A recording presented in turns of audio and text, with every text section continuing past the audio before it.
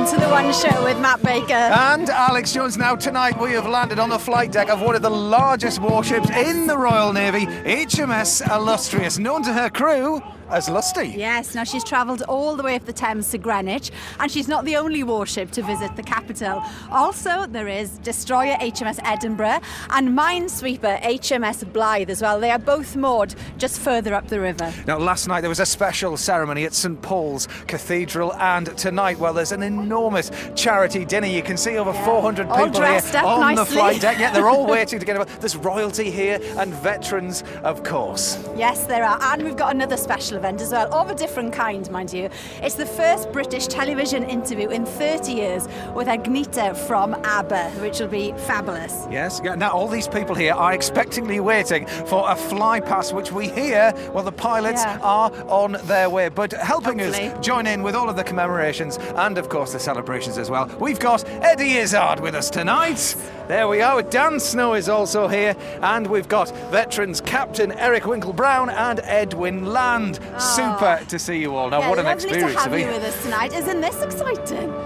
Now then, Dan, just before we start, obviously we started over there where what they call the ceremonial sunrise is taking place. So can you give us an idea of what that is and what the significance of the flag is? Well, that flag is the ensign, it's the white ensign, it designates that this is a naval ship, obviously.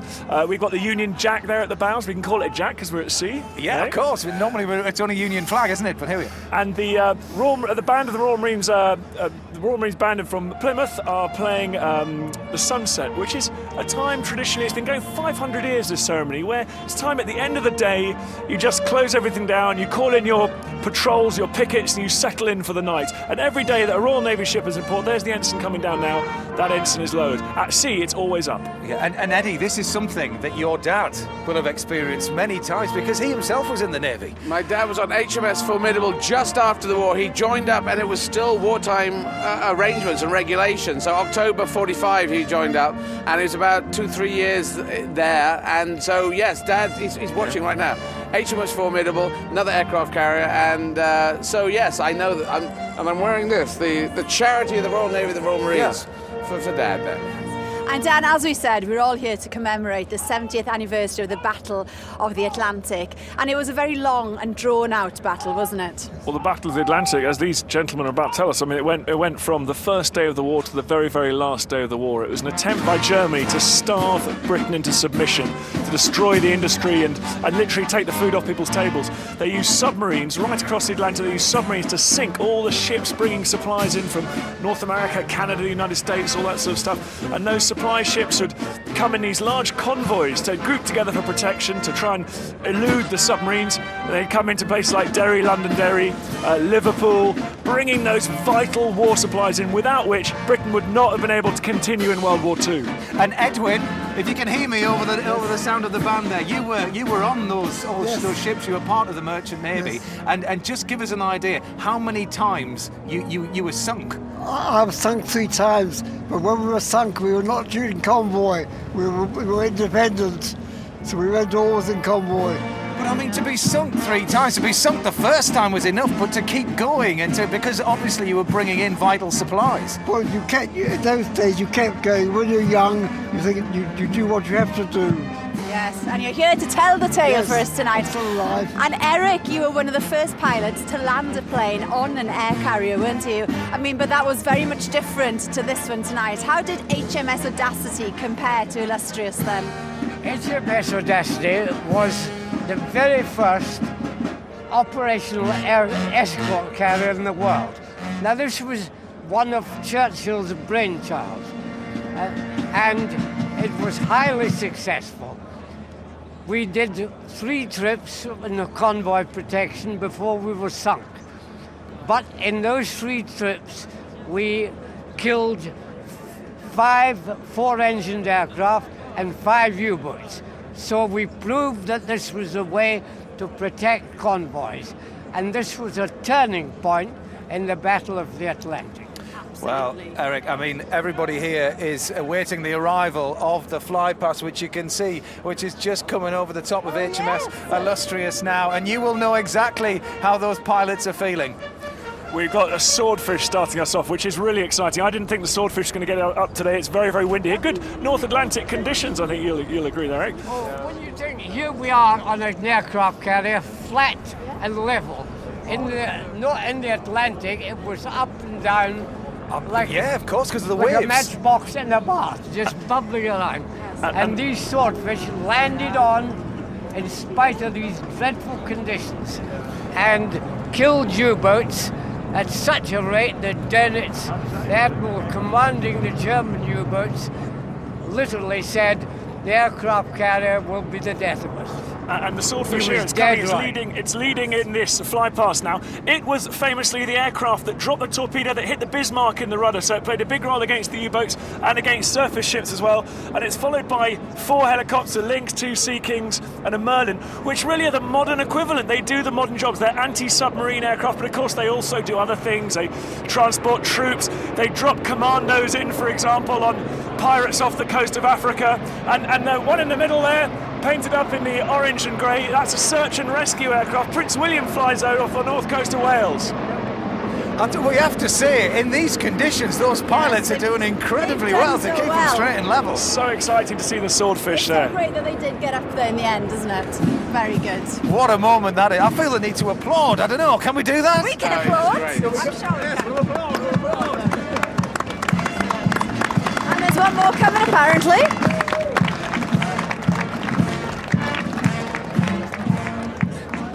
Absolutely incredible. This is nostalgia at its limit. And what is this like for you lads to be sat here knowing what you've gone through? Nostalgic. To see this, and it vividly reminds you of what it was like in these dreadful days in the Atlantic. This would be a mild day in the Atlantic. Yes. Yeah. And the ships were pitching up and down, and life was pretty precarious.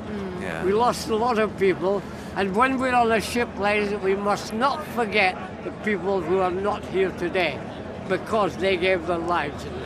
Yes. Okay. Well, listen, thank you both for your time. I know there's lots of people that want to talk to you on board, so thanks for stopping by and sitting on our sofa. Thank now, you. I'm sure you'll agree, I mean, it's no mean feat getting a boat like this up the Thames. Can you imagine the people who live in those flats? See this enormous aircraft carrier. Like Don't forget, in the history of London, loads and loads of ships used to come a lot more than in the old day, and they brought Napoleon back just up to Greenwich, which is just over there. Yeah. So yes. But this one, it's a 210 metre by 36 metre floating city, Al. Yes, it is. Sorry, can I just interrupt? I said Napoleon back. They brought Nelson back, not Nelson. Napoleon. Napoleon they left over there. They took him to another place. Yeah, the victory's down now. Ends. They start with the ends. I'm dyslexic. Well, Lucy joined Lusty on her journey from Portsmouth to see exactly how she managed to get here.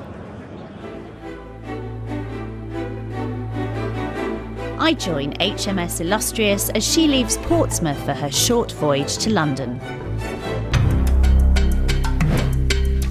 16 hours later, she's in the mouth of the Thames and a daunting challenge lies just ahead. I'm about to witness the ship's very difficult passage through here, the Thames Barrier. Captain Martin Connell is the man in charge. So, Captain, this is a big day for you. It is. Are you nervous? I think it's always good to have a little bit of adrenaline. Nerves would be a bad thing, but no, it's something we've planned in some detail. So we're quite confident, particularly the pilots that we have and their expertise, that this will go entirely smoothly today. What is unique with this ship as an aircraft carrier is the bridge is displaced to starboard. So we're looking out on one side of the vessel. So as we approach the Thames Barrier, I have to make sure that we line it up correctly. So we'll have about 12 metres either side, which sounds like quite a lot, but believe me, when 23,000 tonnes is approaching the Thames Barrier, that's not much room. The ship is steered from here, the bridge. As HMS Illustrious weaves her way up the Thames estuary, I get my hands on the helm, a moment to sense just how difficult it is to manoeuvre a vessel of this size. Navigator Roger. Why does it take so long? Because it's a huge ship. Well, I've just had a little go steering Illustrious. It's really, really difficult. The amount of concentration needed is unbelievable. Just glad I'm not going to be in the hot seat when they are steering through the Thames Barrier. It's not just about the steering. The propulsion is controlled from 6 decks below. Stoker Ross Drysdale is Scotty to Captain Connell's Kirk. So this is where we're driving the ship. Upstairs on the bridge, off to the watch, is using these telegraphs to ask us what sort of revolutions they want, and that'll decide on the ship speed, up at the moment at 13 knots. What happens if things get a bit hairy on the bridge? Do you notice that there's tension in their voices? Does that communicate in here? Yeah, definitely. I mean, you've got what we call conning 1, which we hear announcements from the bridge. We call them pipes, and we hear that announcement, and obviously you feel the tension in their voices, and that's when we start to clutch in a bit down here and things happen a lot quicker. As the ship approaches the Thames barrier, the captain takes up a position on the bridge roof, and the atmosphere is tense.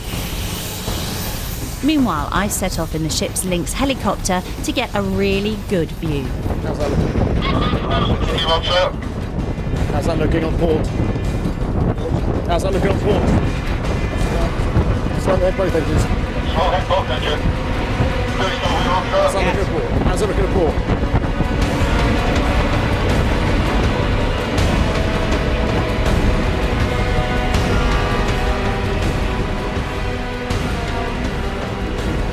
It was fine. A bit closer on the port side than I'd have wished, but it was safe, and we got through in one piece.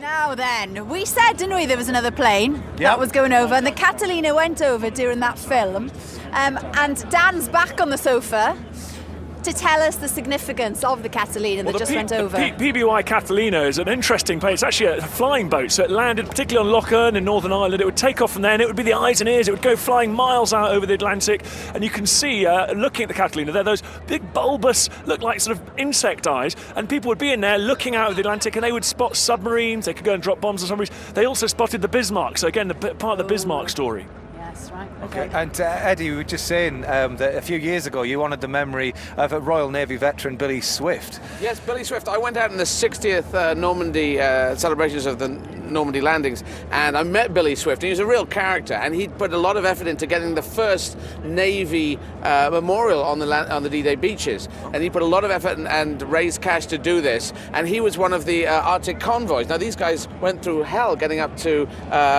into Murmansk in Russia. And there's a medal that the Russians wanted to give them, but for some technical reason in Britain, the British, all the Americans have got it and the Canadians have got it, but the British sailors are not allowed to have this one because it's more than 5 years since the thing happened. I think we should encourage the government to change this ruling. David Cameron should let the Russian medal go to these sailors who did the Arctic convoys, like Billy Swift, and honour their memory. Yeah. And you've done quite a bit with British history and all sorts in your time. Well, I mean, such an eclectic mix, Eddie. I noticed that no one was talking about history in stand-up, and so I just started steaming in there. And I was never good at it at school. The essays, why did the First World War start? I get confused. Right. Oh, well, you're sitting next to the right guy. I tell you, exactly. honestly, I've watched this programme. It's brilliant. Well, I've listened to your comedy. I love it. Making jokes about the triumvirate in Rome is very niche, but I love it. It's brilliant. Well, this is the thing, because force majeure, I mean, you came to tell us about it a while back. You've been off all over the place with that. Force majeure. I've been all around Europe. I've been playing in Bucharest. I've been playing in Vienna, in Berlin. I mean, this whole war. It's a world tour, basically, isn't it? It is a world. It's going to be Kathmandu this year, then Old America and other places.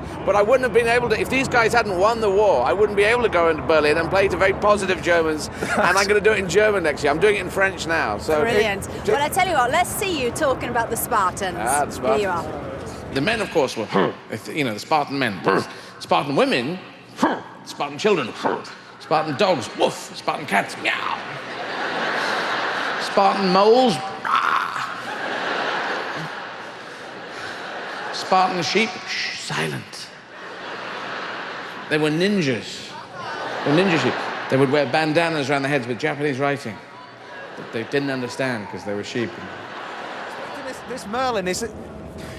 Well, we said there's another helicopter that's just about to probably come in and land and interrupt our chat at the moment, but it's not quite here yet. But we'll carry on. It's quite interesting that the Union Jack has been lowered on the back of Illustrious, but you've got one painted on your Yes, at the Olympics I got the Union Jack placed on. I got a European flag here. I know that annoys some people, but I'm very positively going out around Europe. I think one of the things is we don't want this kind of Second World War thing to happen ever again. I think me and Dan are both in agreement at this. You've got to go out and reach out and be very positive about it. And I'm touring all around Europe and opening up new areas, new countries to play. And you know, when you go to these different countries, do you adjust your material then to suit the country, or is it the same across the board? I'm talking about, you know, Spartans and Greeks and Romans and Lord of the Rings and people smoking pipes, and it's like Monty Python. It's silly and intelligent, stupid and crazy. And so this works, and it works here in Wembley, which I'm going to play in a few days, or in Berlin or Vienna or Istanbul.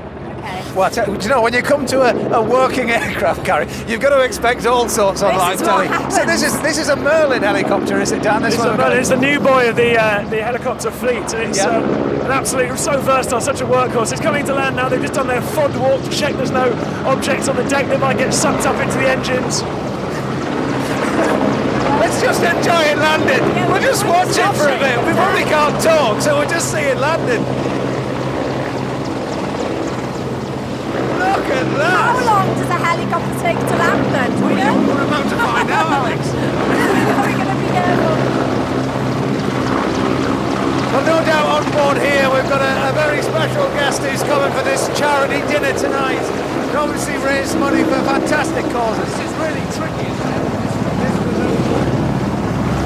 It's worth remembering now, this is actually a helicopter carrier. These are the aircraft it carries at the moment. A perfect landing. There's applause going up all around. This is brilliant. Excellent. I was thinking this is really tricky manoeuvre, but in fact they do this when the aircraft carrier is moving, wouldn't they? Yeah, so they're used to doing That's this. it, yeah. I mean, Eric was saying earlier. You see how he's edging over. I got a pilot's license, so I know a little bit about this, but that just looked a little hairy. Something else that Eddie Izzard can do. Well, it's just something. I wanted to fly Spitfires, that's what. Oh, right, okay. Yeah, apparently it's rock hard to fly a Spitfire, because apparently all the controls are in reverse, so it's really difficult. No, well, Spitfires are beautiful to fly, but difficult to taxi. That's the tricky thing on taxiing. And after the D-Day landings with Spitfires, more people died in accidents than in combat, which is a little effect, because they're 450 miles an hour, and some people, unfortunately, went boom. You know, they're difficult. It's the landing. Landing's really tricky. Well, Dan, just picking up on something that you were saying there, obviously these days it's a commando and helicopter carrier is HMS Illustrious, and the last Harrier to set off from this flight deck was back in 2009. Yes, now Illustrious' sister, the HMS Ark Royal, will take its final journey to the scrapyard next week, and then next year this ship, the Illustrious, will be decommissioned. Which does beg the question, what does the future hold for the British Navy?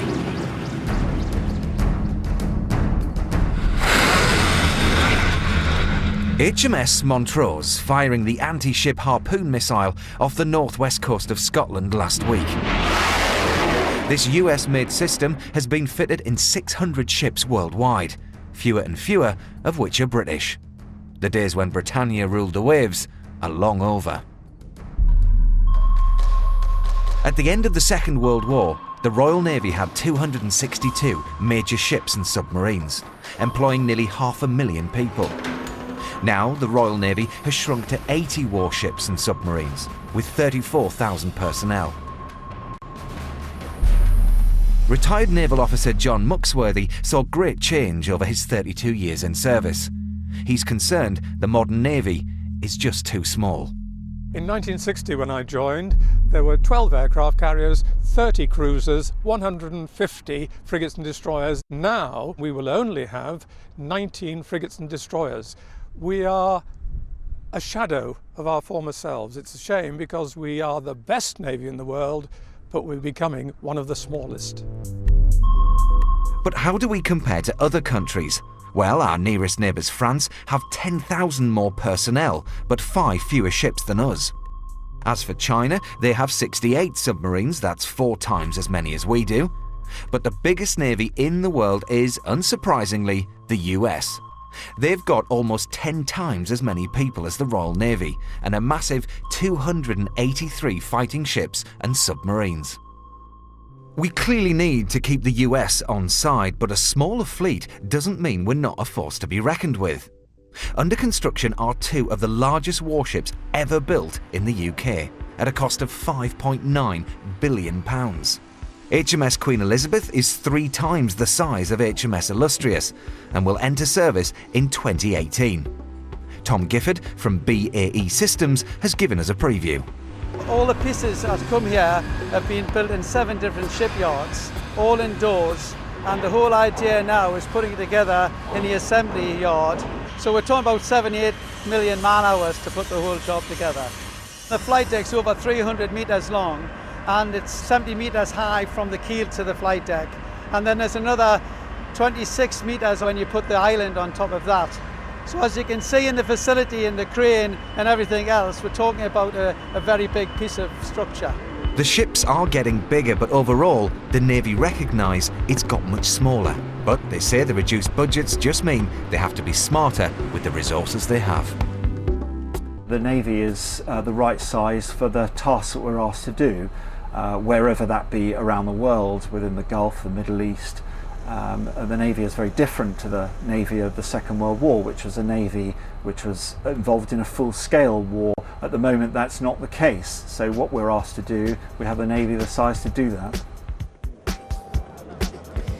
Well, we're joined now by Captain Martin Connell. Nice to see you. Yeah, good to be here. Now, little do you know, but I sat in your chair earlier on today. It's very comfortable, where isn't you it? control the boat, nearly pressed the red button, but somebody ran in and said, don't press that, whatever you do. But it's unbelievable that you managed to navigate the ship up here, you know, through that passage that was so thin.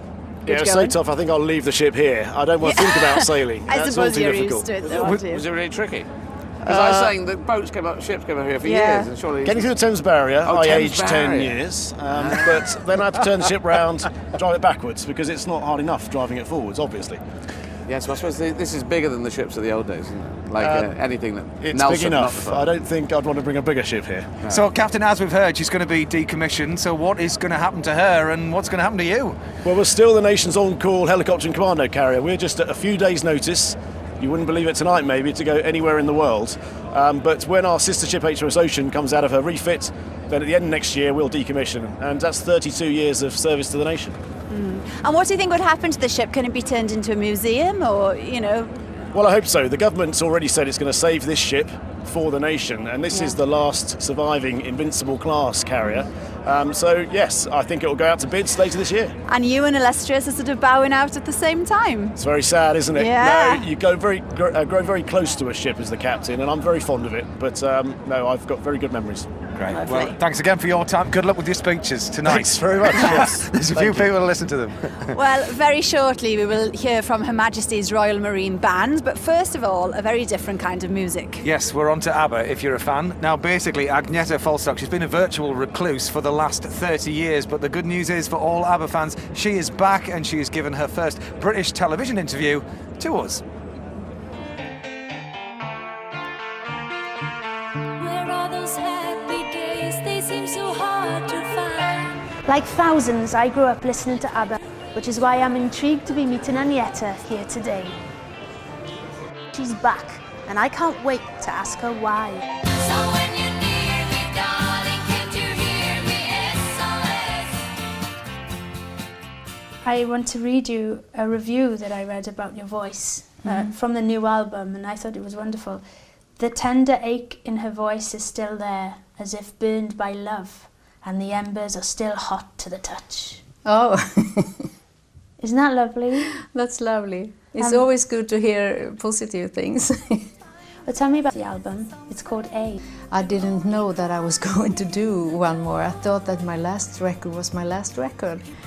And then when the guys Jörgen Elofsson and Peter Nordahl came to my house and presented 3 new songs, it was very good quality. I could feel a challenge to really do this again because I love to record. When you love someone, really love someone.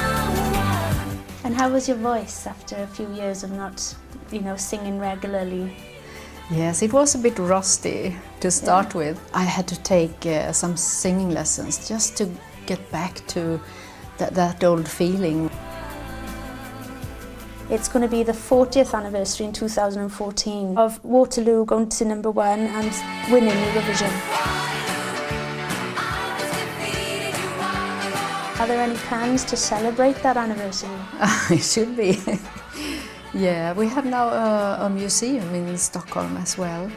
So there's a celebration every year, I think. Let's talk about the clothes. There's a big talking point about ABBA. Were the clothes something that you chose? No, we had 2 guys that were sewing for us, and I must say they did a very good work.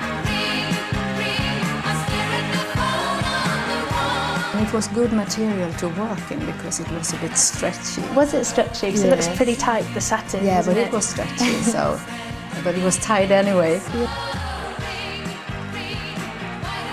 I recently did a sing-along with a group of children, and I said, what song should we sing? Waterloo. Yes. Because they enjoyed Mamma Mia. Yeah. So there's lots of youngsters loving ABBA. It's so fantastic because it goes from generation to generation. Mamma Mia, here I go again. My, how can I resist you? Do you see the other people in ABBA? Yes, we see each other now and then. I met Frida last summer on vacation, and we sat down and talked very emotional and talked about nostalgic memories, and so we have something in common that only the 4 of us have gone through. And yet in Britain, when we have weddings, there's one song that is guaranteed to be played. Dancing Queen. Oh. Just gives you a lot of energy, I think, and happiness. Does it give you energy? Does it make you want to get up and dance? Yes, it does.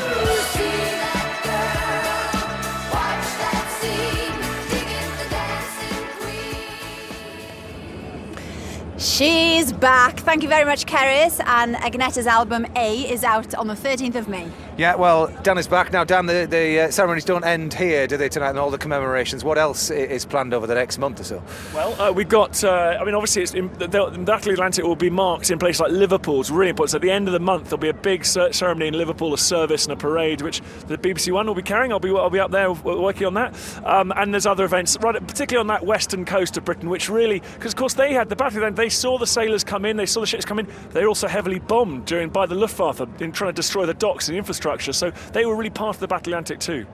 Okay. Just some good news before we go. We've got a surprise for able seamen Crocker, Hockin and Williamson. You have been promoted. Where are the guys? To leading hand. We're not quite sure what that means, but I think we should give them a leading hand anyway. Huge congratulations. Thank you so much for everybody's hospitality on board HMS Illustrious this afternoon. I'll be back tomorrow with Chris and Michael Palin. Yes, we are going to leave you with the band of Her Majesty's Royal Marines Plymouth with A Life on the Ocean Wave, led by Drum Master Flash Gordon. See you now. See you then. Bye.